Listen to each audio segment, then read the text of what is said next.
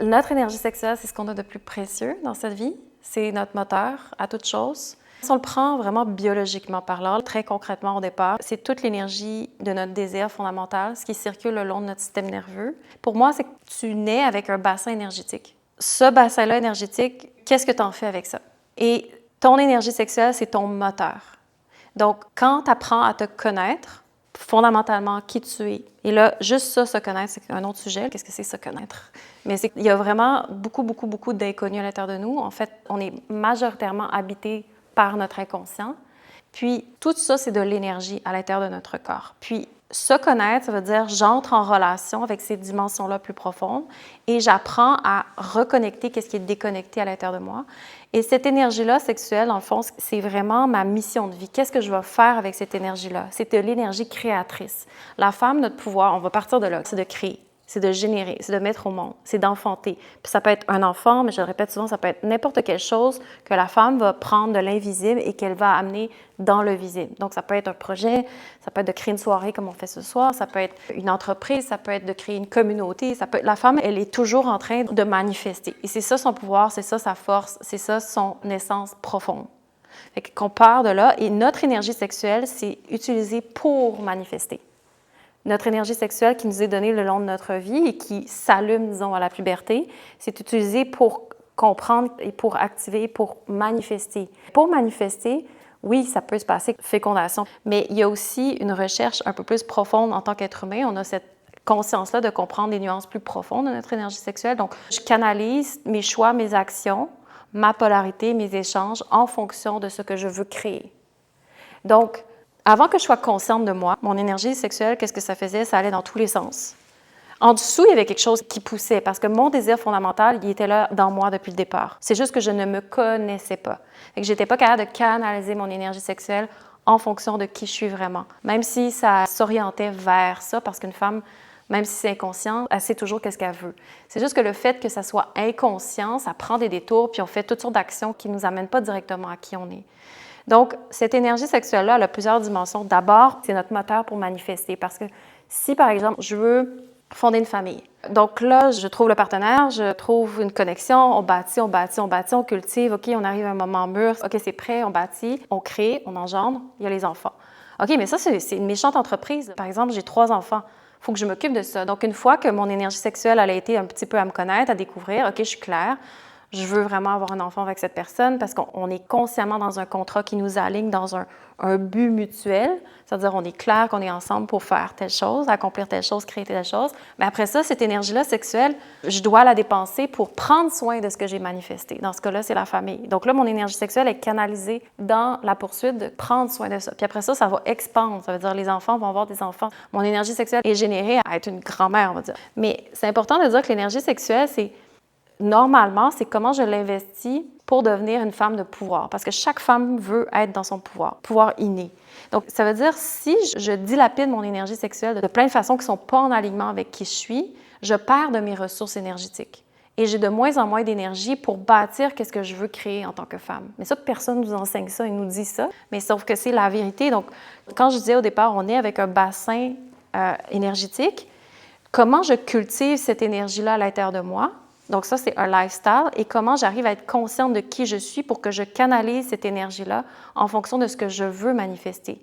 Puis ça peut passer par plein de façons possibles. Il n'y a pas une ou bonne réponse. J'ai donné l'exemple de la mère qui a des enfants, mais ça peut être complètement autre chose, une autre façon qu'on canalise son énergie pour créer, manifester quelque chose. Mais c'est important parce que l'énergie sexuelle, on n'a vraiment pas cette éducation de comprendre que pour chaque action, il y a une réaction, il y a une conséquence. C'est-à-dire, si j'ouvre mon espace intime, mon utérus, mon womb, l'espace, la femme, c'est justement de recevoir, d'être un espace de réceptivité pour recevoir une intention, pour créer en échange.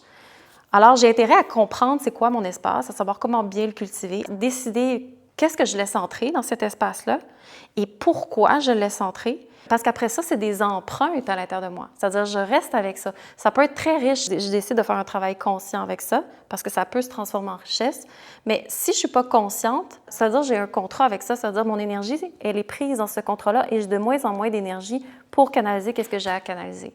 Après ça, la guérison, c'est aussi, j'apprends à rapatrier, relâcher les tensions et ramener de l'énergie qui est prise dans nos contrats, dans tout ça, dans notre passé. Ça, c'est un autre sujet aussi. Mais essentiellement, l'énergie sexuelle, c'est que premièrement, c'est énergie vitale, énergie créatrice, énergie sexuelle, c'est la même chose. C'est des noms différents pour dire la même chose. Biologiquement parlant, c'est ce qui circule le long de mon système nerveux, entre mon système nerveux central et mon énergie sexuelle à l'intérieur de mon utérus. Ça, c'est vraiment la circulation vitale de base. Donc, c'est l'énergie que j'ai à l'intérieur de moi et c'est mon énergie moteur pour fonctionner dans ma vie. C'est un peu comme si j'ai un compte en banque. Donc, à la naissance, il m'est donné un certain montant et comment je vais investir mon argent pour arriver à mes objectifs en étant dans mon pouvoir en tant que femme. Donc, si on se faisait enseigner proprement ça, dès le départ, dès notre jeune enfance, on serait probablement toutes des femmes très riches. Parce que, fondamentalement, une femme est puissante de par défaut, de par son pouvoir. On vit dans des contextes, des familles, un environnement qui ne nous amène pas du tout à comprendre le fonctionnement de notre énergie sexuelle, ce qui fait qu'on perd beaucoup au change. Mais quand on prend conscience, on peut tout ramener en équilibre. Il n'y a pas d'erreur dans ce qu'on a vécu, mais quand on prend conscience de ça, on a pu peut-être perdre un peu de notre réservoir énergétique parce que ça coûte. Quand on donne, on dilapide notre énergie, mais on peut toujours rapatrier, puis il y a toujours un équilibre qui se crée quand on amène la conscience de pourquoi on a utilisé notre énergie sexuelle. Par exemple, pourquoi on a eu beaucoup de partenaires. Si on décide de faire ce travail-là conscient, ça éveille une conscience souvent de qui on est et pourquoi. Il y a des dimensions plus profondes à ça. Mais c'est important de dire que l'énergie sexuelle, c'est vraiment ce qui circule à l'intérieur de nous et c'est notre énergie primaire, c'est notre Shakti Power, c'est notre puissance créatrice en tant que femme. Fait que oui, des fois, je peux être attirée dans une relation sexuelle, vraiment une intimité avec quelqu'un. Il y a un échange énergétique, c'est-à-dire c'est vraiment un rapport sexuel, sauf que c'est beaucoup, beaucoup, beaucoup, beaucoup plus vaste que ça. C'est juste que quand on parle de sexualité, on pense à pornographie. C'est vraiment littéralement comme ça qu'on voit la sexualité. Sauf que la sexualité, c'est très, très grand et toute la vie, c'est sexualité. Toute la vie est une danse de polarité. Chaque chose qu'on voit a un principe masculin et féminin dans ses différentes formes qu'on regarde dans l'homme et la femme et qu'on regarde à différentes échelles. La vie est constamment cette danse-là entre le principe féminin et le principe masculin. Puis c'est juste important de comprendre c'est comment ça veut danser. Comprendre pourquoi l'homme et la femme sont venus sur Terre, c'est quoi leur deal, parce que c'est vraiment puissant. L'énergie sexuelle, ça peut créer quelque chose de puissant, ça peut faire un autre être.